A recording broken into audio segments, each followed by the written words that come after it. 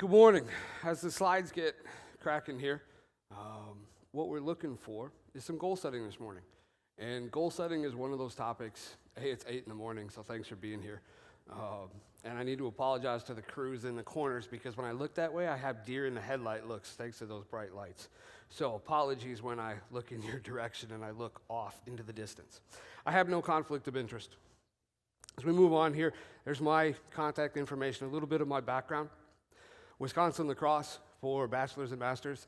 Were especially a lot of NSCA folks there. I was very fortunate to do my undergrad with Dr. Travis Triplett, our current NSCA president. So very fortunate there. I went on to do the PhD in sport and exercise psychology because, honestly, I thought I wanted to be you guys, and then I realized your hours are atrocious. So I went to do a different path so that I didn't have the 7 a.m., I know that's a late day, 7 a.m. wake-up calls in your world. Business now, Ludus Consulting. Ludus is Latin for sport school sort of thing, right? If you think back to Roman times, that was the gladiators where they trained. So that's what I named my company. And it is what I do. I work with coaches. If you go poke around on the website, you'll have contact information later. You'll see that no one that I've ever worked with is listed. Because of my psych background, everything stays confidential. So even though there are coaches in this room that I've worked with, only those coaches know about it sort of thing. So it's a really interesting dynamic there. As we move on, though, when we look at goal setting, here's our roadmap for the day. Does goal setting work? Why we use goals? Best practices for goal setting. So we're going to kind of go through those. As we start, does goal setting work? Yes or no? Yes, with a massive caveat. You have to follow the rules. So much like a treadmill doesn't just make someone exercise, they actually have to get on the machine and do something, yes? It's the same thing with goal setting. We have, through the research in business, education, and sport, we have really clear guidelines and rules for what makes goal setting work and what doesn't. And what happens a lot is folks think they know how to do goal setting, so they try it, and then they get frustrated because something doesn't work or an athlete complains or it feels like it's taking too much time, and then they quit. Well, that wasn't really doing goal setting then, folks. So we want to try to find a way today to move past that and get to how you can make it work. So first question there, what do you know about goals? Okay, fine, let's set that one aside. Who should use goals? How about that? We're going to answer all these throughout the session today, but who should use goals? Or maybe a different way, is there anyone that should not use goals? Is that an easier question to answer? Yeah, really, there's no one that shouldn't use goals. We'll see in a little bit some research that shows goal setting has been effective to improve performance across race, gender, age, socioeconomic status, type of task. It doesn't really matter. So the reality is that they should all. How about the next one? I'd like to have some numbers shouted out at me for this one. Everybody has their current performance level, right? Whatever that is. Whatever task you're talking about, whatever lift, whatever performance. How much higher, how much above that current performance level do you think we should set goals? So a percentage improvement. What do you think? 10%? Anybody else? What'd you do, look at the slides? A lot of times folks will tell me 25 or 30. Okay, those are sort of dream goals, right? And we talk about that. How many of you have goal boards or like records in your facility? Yeah? Those are terrible. We're going to talk about those later, why they're terrible. But realistically, the foreshadowing part there, how many of your athletes have a realistic shot at getting their name on that goal board, on that record board? 1%-ish? So that means you have 99% of your athletes that look at that goal board and say, I can never do that. Is that a motivating thing, you think? Certainly not, right? Certainly not when they walk in every day and there's this massive board and they look at it and say, yeah, no chance. Does that make them work harder? Clearly not, right? Clearly not. So we have to think about those sorts of things. Problems with goals you've encountered. We're not going to go through that now because we certainly will talk about those coming up. I want to make sure you start to think about that, though, of why things have gone wrong with you. So background on goals. What is a goal? To do better or improve. So you see my goal there. I will prevent 90% of my audience from falling asleep by the end of my presentation. That's my goal. Y'all can check in on that on the last slide to see how we did.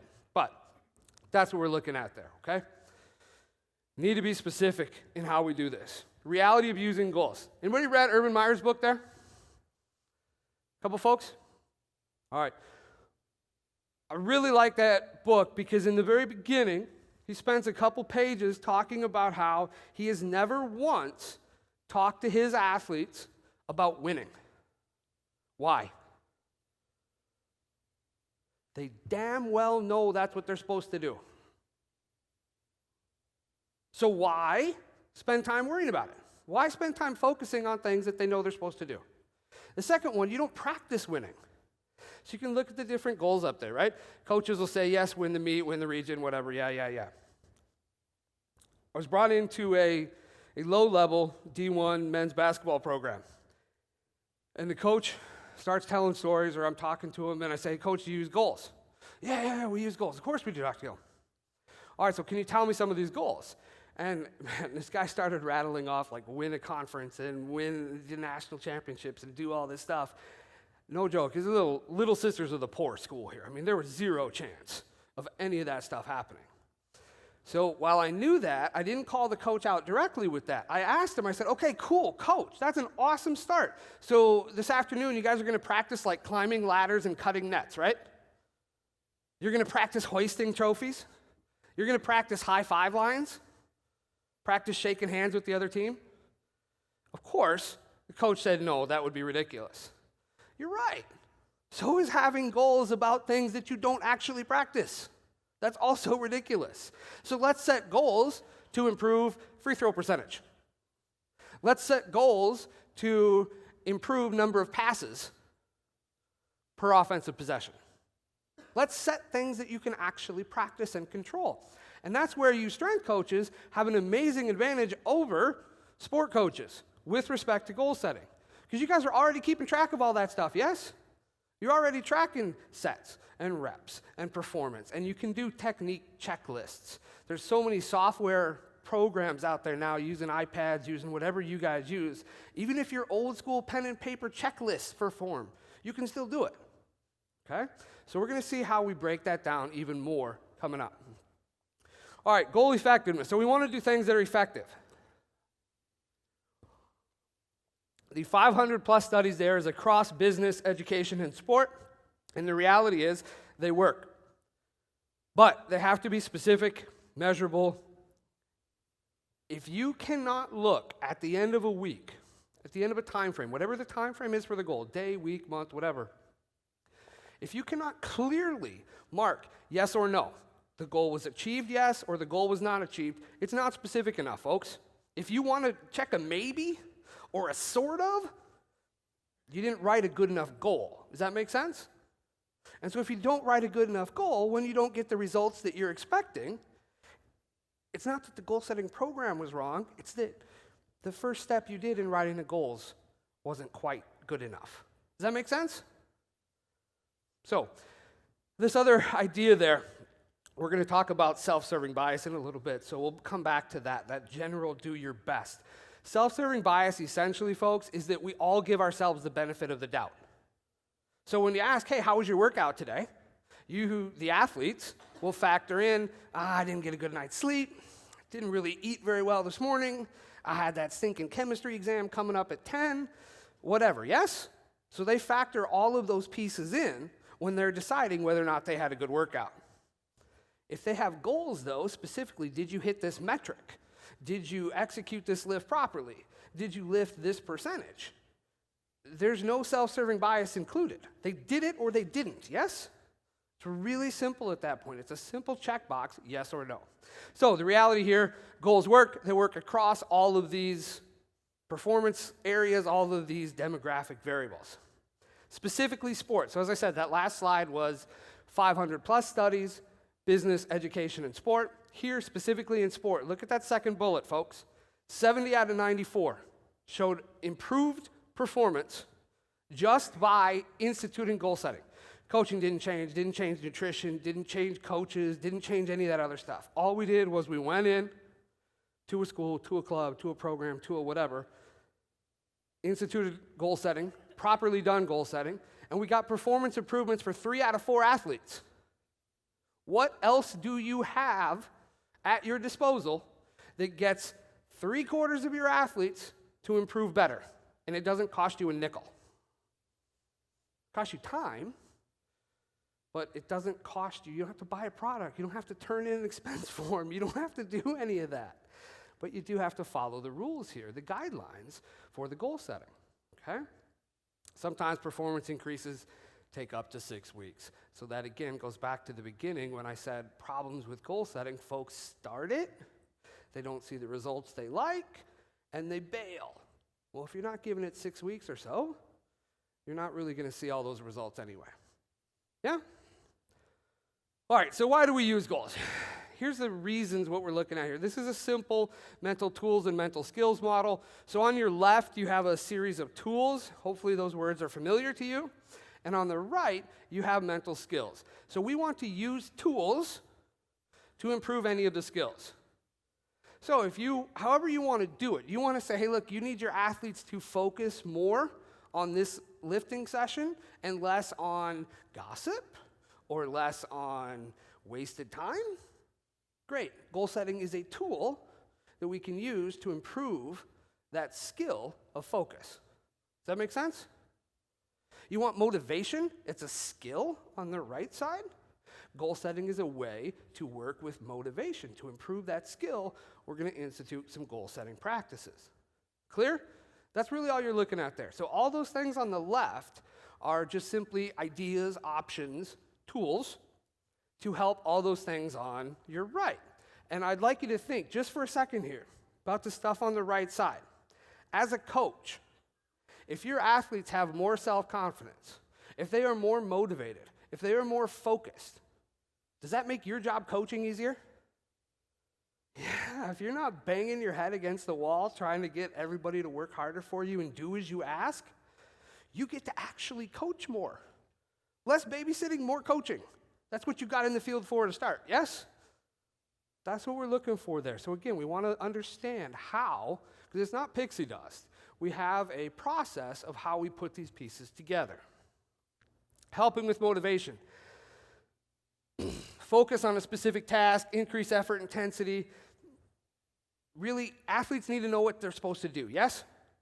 If your athletes feel a little unsure, a little confused about what to do, how high is their effort? Come on, folks. How high is the effort when the athletes don't really know what's going on? Basement level, right? So if you get them, you tell them specifically, we want this percentage improvement by this date, that naturally is going to improve their motivation. Okay? It's more specific. They know what to do. Self-confidence. All right, this is a cool one because most athletes have not been involved in a specific goal-setting plan. Okay? What that means is that you as a coach, you get to set the rules. You get to tell the athletes what is successful and what is unsuccessful. You get to change that percentage of improvement that's required to achieve a goal. If they're really not being successful at a power clean form goal, they just can't quite get the technique, awesome, change the damn goal. Pick something else that they can be more successful about. And why is that so important? With respect to self-confidence, there's 4 primary ways we build self-confidence. A mastery experience, and these are in order of most powerful. Mastery experience, so we're accomplishing something that we're trying to do. Next up is the idea of a vicarious experience. So this could be imagery, this could be peer modeling, this could be demonstrating for your peers, something there. Third, we have verbal persuasion. This could be external, so you coaches telling athletes, attaboy. Or it could be internal, their own self-talk. Yeah, I'm doing really well here. Yeah, I'm doing great. And then the last one is simply sort of base affect. Are they feeling well? Are their physiological needs met? Are they too tired? Are they sick? Or whatever, okay? So we use this self-confidence information to understand how high those goal-setting pieces need to be set. So earlier when I asked how high that percentage should be above your current performance, heard some different numbers, but 10 was the one, and that's a good one. What folks a lot of times do is they put it out there too hard. So follow the math with me, okay? If you set the goal at 25% improvement and they achieve it, that's one self-confidence boost. With me? But if you change that so that it's 5%, when they get to that 25% improvement, how many self-confidences did they get? 5 boosts, yes? So you think about it in those terms, it's not about placating the athletes. It's not about just blowing sunshine. That's not the point. The point is we want them to be successful.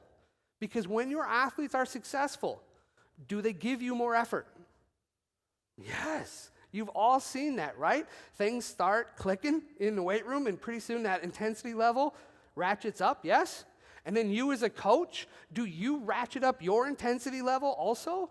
When the athletes start spinning and that cycle goes positive and everybody's jacked up and everybody's excited? Yeah. Is that a better day coaching for you then? Yes.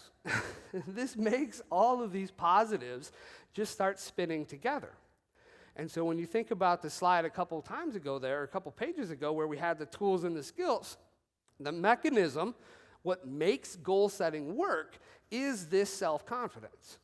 They're getting that boost, which makes them buy in more, which makes them listen to you more, which means your program has more effects, yes? Which then they see those results, and they don't even care about the goal setting so much anymore because they're seeing the performance improvements.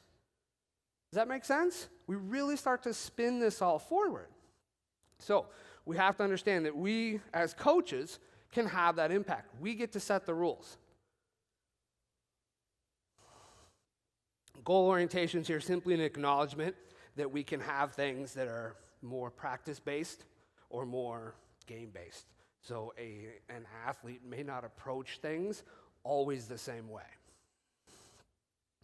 Intrinsic motivations. We do better. We humans do better when we want to do something than when we have to do something. Agreed? Of course, right? So we want to try to, I don't mean this in a bad way, manipulate, trick the athletes into finding a way that they want to really get better. Yes? That's what we want to do. So then they do that. 2 big pieces there. Flexibility, controllability. You must get the athletes to participate in setting the goals. You must. I know that's going to take a little bit of time. I get it. Goal setting is a capital investment on your part.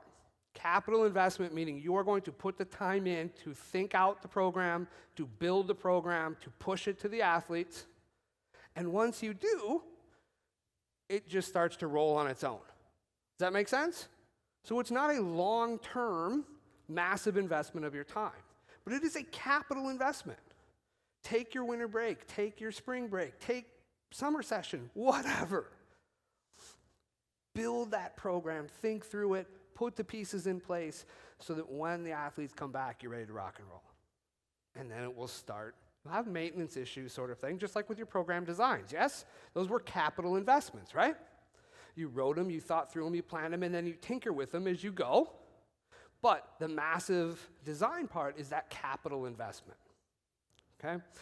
Goals must be revisited and adjusted. Coaches hate this. Things go wrong, though. Yes? If you think it's an acceptable goal and you think it's realistic and the athletes just aren't hitting it, don't bang your head on the wall. Change the damn goal. We want them to succeed. You want your athletes to get those self-confidence boosts to improve. So don't just be stubborn and stick your feet in the ground and say, no, we're going to do this my way, this percentage, roar.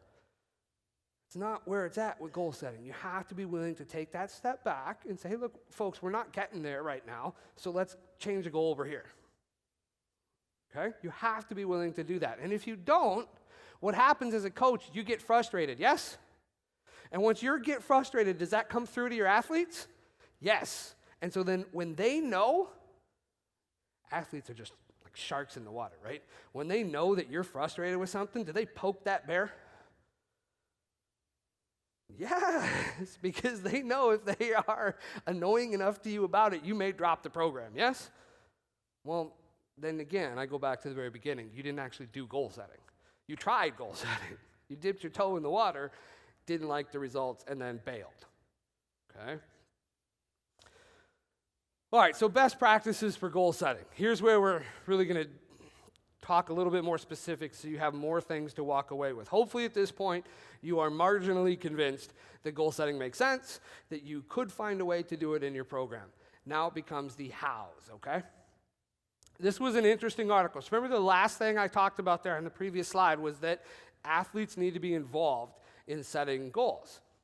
This was a study we published. Well, it wasn't so much a study as a report of one of my consulting projects. And it was coming into a college soccer program. We used a full-on goal-setting package. It was the second season I worked with this squad.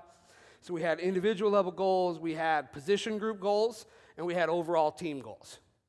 So overall team goals, things like number of corner kicks a game, position group goals, sort of number of passes in midfield, and then individual goals, maybe this was number of runs made by a forward in the match. Okay? I point this article out, and I'm happy to send you a copy of it if you don't have access to it other ways, but there's some interesting pieces here of how we had the different layers we had to do to get the athletes to buy in. And once they did buy in, it was great at all of those levels, and especially for the coaches. Now, again, I realize I'm pointing out a sport article here, and you guys are NSCA, but the way to use those different position groups still makes sense. It still works. Next one here, an NSCA coach article that I wrote there. So NSCA coach, if you're not reading it, I have to give the shameless plug there. Try to pay attention to it. There's some good stuff in there, and not just because I wrote it, but there's some other good stuff in there too. This was an article specifically on, in a lot of ways it's similar to this talk today, how to specifically apply goal setting to the S&C world. A little bit of the theory of where it's coming from, and then here's some ideas of how to do it. So as an NSCA member, you have access to the NSCA coach. Get it, read it, have a look. If you have questions, let me know. Okay, down to brass tacks here. How do we do this? How do we put this into your shop? How do you walk away with something you can do as soon as you have the time? 2 basic parts to any goal. Have a direction, what are you trying to do, and a comparison standard. How do you know when you achieved it? That's what a goal is, really simply, okay? 3 types of goals. Hopefully those colors show up okay. Process goals, performance goals, outcome goals. Have we heard of all 3 of those before? Surely you have. Look at them in terms of amount of controllability from the athlete. Outcome goals, they don't have control over, folks. Do they have control over whether they win a game? That's an outcome goal. Does an individual athlete have control over whether they win that game? No, not even close, right? Even as a team, do you have control over whether you win? No, because there's these opponent folks out there too. And they also want to win, and they're also trying to do this stuff, right? So we have that, the outcome, at one end of the spectrum.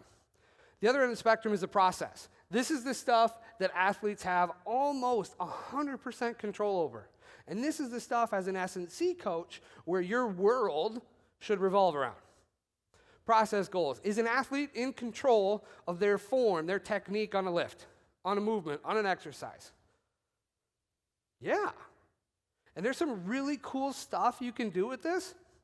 It was a American football program that I got brought into, and we know whatever you guys call them different things, but the hurdle drill where they're dynamic warm-up, yes? Over and under and over and under, yes? With me? Again, you guys all call it different stuff, but that specific activity, when they don't get their butt down and they just drop their chest, good athletic position?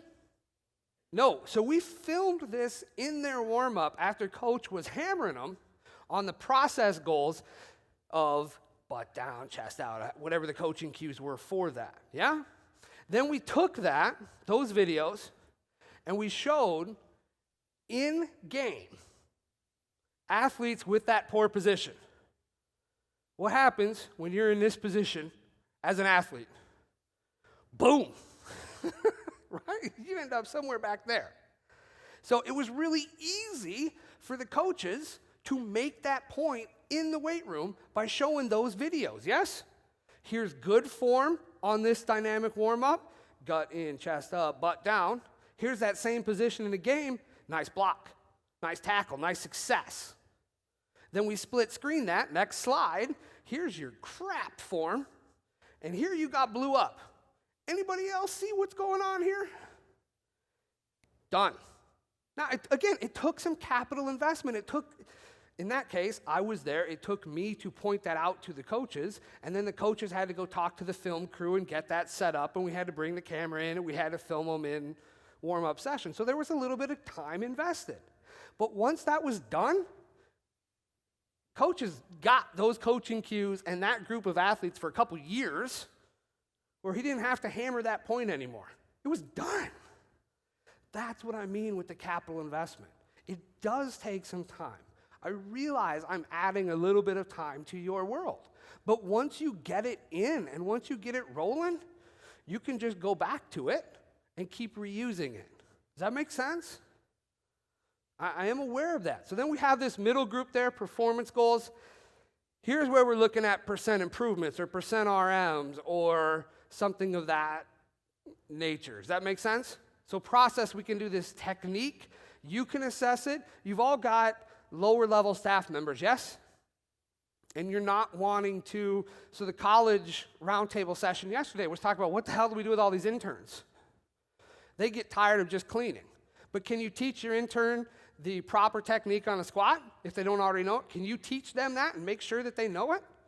Cool. Can they then walk around with pen and paper, checklist? Yeah, depth was right. Yeah, barbell position was right. Yes, knees were in the right angle. Yes? Can the lowest staff member in your shop do that? Sure. Sure. They feel more involved. You get good quality information back, assessed, build it into the goals, process goals, performance goals, build them all together. Does that make sense? So we want to focus on process goals, we want some performance goals when necessary, and we want to stay away from outcome goals, specifically because athletes can't control them. Clear? These next few here, as we do these, I've tried to highlight the correct answers in blue. So, goal specificity. The more specific you are in your goal, the more consistent behavior you're going to get from the athlete. Think about how you coach. If you describe the lift, describe the movement in the same way repetitively, does that get the consistency that you're looking for out of that movement?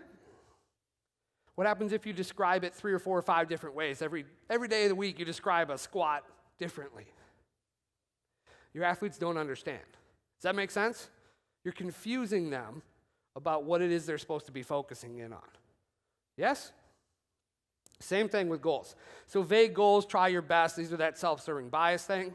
So I want to get stronger, terrible goal. We need to make it more specific. I want to improve my 1RM by 5%. How do we make that more specific? Even that example there that I said good. At a time, at a specific lift too, right? So we make it as specific as possible. Again, simple checkbox, yes and no. If you want to say maybe, if you want to say sort of, if you want to say kind of, it wasn't specific enough. Okay? Goal difficulty. So this is the one we talked about here. First one there, positive linear relationship. So we get better until we get close to ability.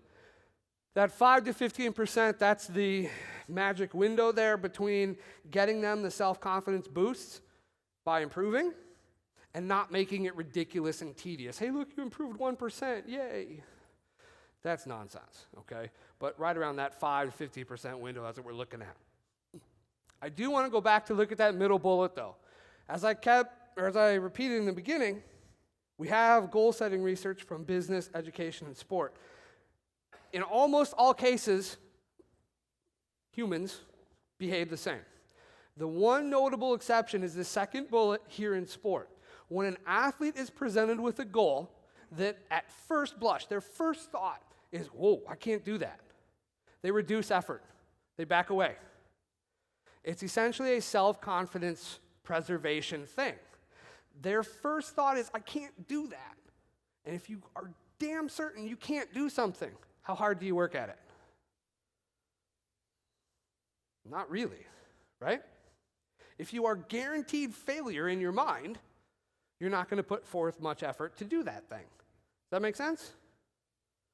So we have to be really careful then when we set up our goals to make sure that they are appropriate for the athletes that are in front of us. That means the actual exercise, the lift. Don't select a lift that is beyond their capabilities. And it also means the same percentages. Don't shoot for the moon sort of thing with goals. Back to that goal board I mentioned before. That's nonsense for most of the athletes in your facility. I'm sorry, I know S&C coaches love them.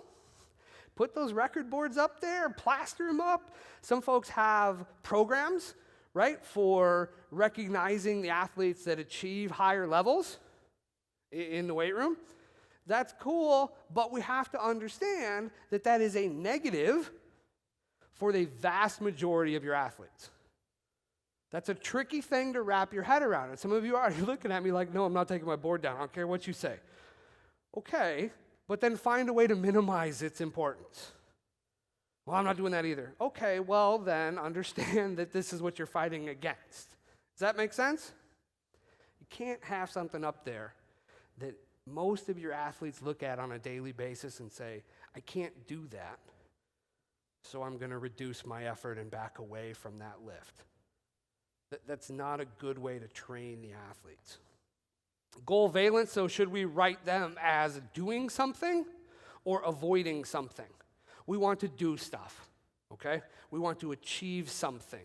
We want positively worded goals.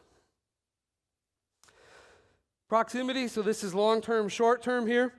Generally speaking, we're looking at about 6 weeks and under for short-term, and beyond that is long-term. How long so this may not be an individual goal, right? An individual goal could be a daily goal, could be a weekly goal, could be a monthly goal, could be season, calendar, whatever. That's something else. But the point here is if you're going to do this as a systematic piece, you want to have some short-term things and some long-term things. Is that clear? With this building a picture, sometimes I'll have S&C coaches come back at me and say, well, I have a periodized training program, and they're going to get stronger, and they're going to get faster, and they're going to have more power, and they're going to do all these things. And I say, that's cool, coach, you know that, but do your athletes know that? And do your athletes know all the stuff that went into you designing this program? Or do they just show up, punch their little code into the iPad, grab the iPad, go put it on the rack attached to it, and then click to their name and off they go? Isn't that what most of your athletes do? They don't know all the stuff that goes into your designed programs. So they don't necessarily know what a goal should be. Again, that success perception thing, you get to set the rules. It's such a cool thing because you get to set the rules of the game. Tell them when they succeed. Make it easy. Goal collectivity. So I get this a lot. Should we use individual goals or team goals? The idea of social loafing. Anybody ever help you guys always, this is S&C crew. You guys have all helped somebody move, right? It's the S&C crowd. You're the ones that show up and have to help people move. It's just the way it goes. You pick up a couch, right? And there's 3 or 4 of you picking up the couch, and there's one guy in the back that's lifting only with a finger, yes? If you don't know what I'm talking about, then you're not that guy. There's somebody on every couch that's ever been moved that is only lifting it with one finger. That is social loafing. They're not putting forth full effort because other people will. Yes? So when you design goals here, you want to do things like at the bottom, let's see if this thing works here, right? So if we want to hit 1,000 kilograms in a session, we can divide that and put more responsibility on certain position groups or certain players and less on others. Does that make sense? There's nothing wrong with that. Again, you get to set the rules. We have these guidelines for how to write goals and how to build a systematic goal-setting program. But once you get it to your shop, you get to do stuff like this. Should you put more responsibility on certain positions to lift heavier weight, if that's the goal? Yeah, just about every sport, there's a difference there, right? Position groups, there's a difference. So use it. Don't hide it. Don't hide it. Use it. Your kicker in football should not lift as much as your defensive lineman. Period. The athletes know that. So if you try to tell everybody to do the same, they laugh at you because they know that's not realistic. They know that that's not right. So factor that in here, okay? It's okay to do that. All right, we've all seen SMART goals before, yes? So in our last 10 minutes here, we're going to go through some SMART goal examples, specifically pointing out problems that folks have. Now, you can go back however you want. Different authors will change what some of the words mean for SMART in the acronym, or sometimes they'll add an extra T or an extra R or whatever. The point is, this is a guideline to help you write goals. That's what it is. Pick whatever SMART acronym you like. I guess I do want to spend a little bit of a minute there. So specific, this is the very nature of what I keep mentioning. It has to be a yes or a no checkbox. Can't be a maybe, okay? Measurable. Can you make just about everything measurable? Can you make effort measurable? What do you think? If you watch your athletes, do you know who gave good effort that day and who didn't? Yes. Can you take 30 seconds after the workout and just put a 1 to 10 number next to your athletes that were in on that session? Yeah, why not? I know you're busy, but do you have 30 seconds after each session? Yes, you do. You have 30 seconds. 1, 3, 7, 9, whatever it is. List them out. Can the athletes also do that? Yes, they can absolutely. They also have 30 seconds in their day. They can do the same thing. Can you then take another 30 seconds and compare those lists together and see where there's a problem? Yes. If your athlete thinks that they rocked it today at a 9 effort level and you gave them a 2, is that a problem? Absolutely, that's a problem. Is that a problem you want to fix and deal with sooner than later? Yes. All these simple yeses, and I just added like roughly 90 seconds to your whole day. You got 5 workout, 5 sessions, 8 sessions, whatever. I added 10 or 12 minutes to your day. You can do that. It's okay. All right? Achievable, this is that 5 to 15%. We don't want to shoot for the moon. Relevant. This is where S&C coaches and sport coaches sometimes battle it out, right here. Is this thing relevant or not for this population? Do baseball players need to run a sub 5-minute mile? Usually not. Sorry if you're going to yell at me, but usually not. Okay? Those sorts of things we can have some issues with in terms of relevancy. If the athletes aren't getting it, like I used that video example with the hurdle exercise, yes? If your goals, if what you're coaching doesn't seem relevant to the athletes, they're going to lower that effort level, yes? So, make it more relevant. Connect the goals specifically to training performance, game performance. Show the videos of the form. That is part of that capital investment that I mentioned. Time bound, this is the other part. Anybody going to admit to being a procrastinator? Sure, right? Are many of your athletes procrastinators? Sure. So if you tell them, hey, look, I just want you to improve 10%, what they hear is, some point in my life, I'm supposed to improve 10% on this lift. Is there any urgency to get that done now? No. But if you tell them 10% by the end of this month, 10% by the end, now these are all relevant depending on the situation, right? Context specific, but the point is time bound.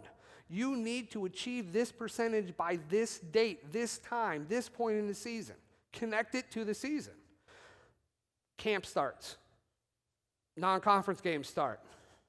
Conference schedule. Yes? Connect it to that. Connect it to all of that. You got study table goals sometimes. Fine. Use it. Connect it to midterms. Connect it to final exam week. Yeah? All right, so goal setting process problems. Where do folks make mistakes? Not specific enough. Those are all easy enough except for that bottom one. Incongruence with coach speak. All right, coach speak, folks. This is what you say repetitively all the time. If you don't know your own coach speak, ask your staff. Because your staff knows those few phrases that you repeat ridiculously often that they kind of poke fun at you about behind your back. Every coach has coach speak. Write the goals to match your coach speak. Don't change how you coach. Fine. Change the level of importance that the athletes are putting on their achievements and their goals. Don't change how you talk to the athletes. That's fine. That's not what we're here talking about today. Use those goals. Use that coach speak. Make it match you so that when the athletes see those goals written down, they can hear your voice in their head reminding them of what that means. Yes? That's coach speak. You all have it. And it's not bad, but you all have it. Athletes not involved in writing goals, we talked about that already. Goal boards or displays, we talked about that. Mentions goal achievement not recognized. This is really important, folks. Most of you work with kids, yes? I don't care if their driver's license says they're above 18. Most of you work with kids, yes? Do not underestimate the power of a very simple attaboy. Do not underestimate that positive feedback for the athletes. I was a college professor for a few years, and when I graded papers and somebody knocked out of the park, I gave them a frickin' A and moved on because I had a whole nother stack of stuff I had to deal with. I didn't take time to give attaboys and to give those positives. That's the world that your kids are living in, high school and college even. Yes? So don't underestimate that. When I say reward or recognized, this is not some big thing. Give them an attaboy. One cool story here, I've got some other pictures, but one of the things that I really like that has been very successful with S&C coaches, and again, it's a capital investment time, and it's a project that I've done at a couple different shops, but you have off-season team goals, yes? Weightlifting in a room, in a facility. Performance goals, process goals. What we'll do is we'll turn them, we'll go get a pack of red construction paper, and we'll make them into bricks. Yes? Are you following me so far? So team lifts 1,000 pounds in one lift, one session. That's a goal on a little red brick construction paper. With me so far in the visual? All of those live over here in the brickyard. They haven't been achieved yet.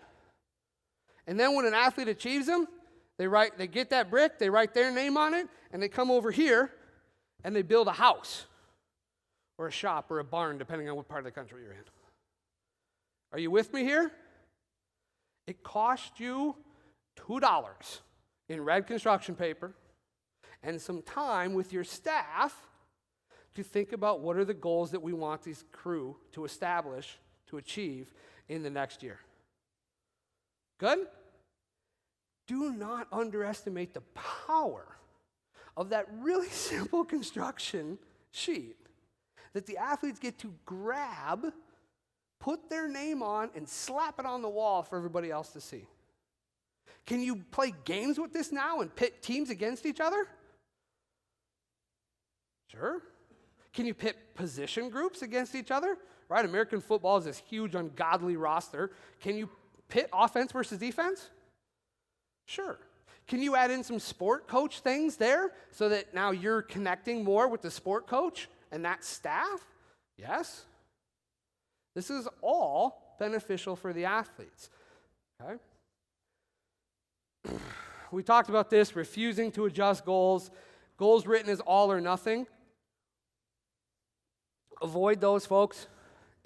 0% and 100% things, avoid them. Because if the goal is 100% and they make a mistake on that first rep, they cannot achieve that goal. They cannot. So after one rep, they know they failed. What do you expect their effort to do? I can't achieve my goal, so why should I work hard at it? Right? It's really simple when we put it in those terms. Need to look at goals. This is the other big problem folks do. They set this goal setting, even if they follow everything we're talking about here today, 2 weeks in, 3 weeks in, the athletes complain, this is too hard, or this is taking too much time, or whatever. Do your athletes like to complain? Most cases, yes. And when they tell you that the power clean is too hard, or this load percentage is too high, what do you tell them? Rub some dirt on it, suck it up, let's go get to work. Yes? So do the same damn thing with the goal setting program. Don't say, finally, it's too hard, you caught me, and then throw it out. It's the same thing. If you're going to do it, commit to it and do it. And when the athletes complain, say, sorry, we're doing this now.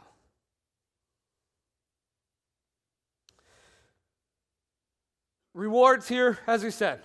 Some rewards are built in.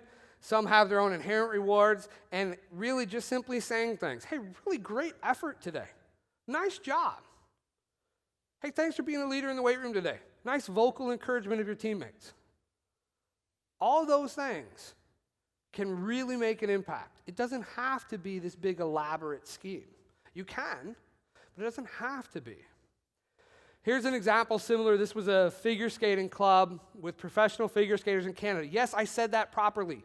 Professional figure skaters gave a damn about putting their name on a little star on the wall in the changing room. International level folks, they cared about that star. It sounds hokey, I get it. But your athletes give a damn. Your athletes will respond to these little, again, tricks, manipulations. It cost us $5 in construction paper and some time to write the stuff out. That's all it cost us. Because we already had the goal setting going. We already had the program going. This was a way to recognize and reinforce the goals. Really easy to do, but you have to put in that time. Okay, so the objectives for today, goal setting work. Why should we use goals? Best practices for goal setting. Not allowed to use sprinkler system to keep your audience awake. So I don't see anybody sleeping, and if we do, I don't see more than 10%. So I'm going to go ahead and mark my yes. I achieved my goal in this session. Okay? My contact information is there. I'm here for the week for this conference. So if you have questions, please stop me in the hallway. This is what I do, is help folks build these pieces into their practice. With that, any questions? I'm here.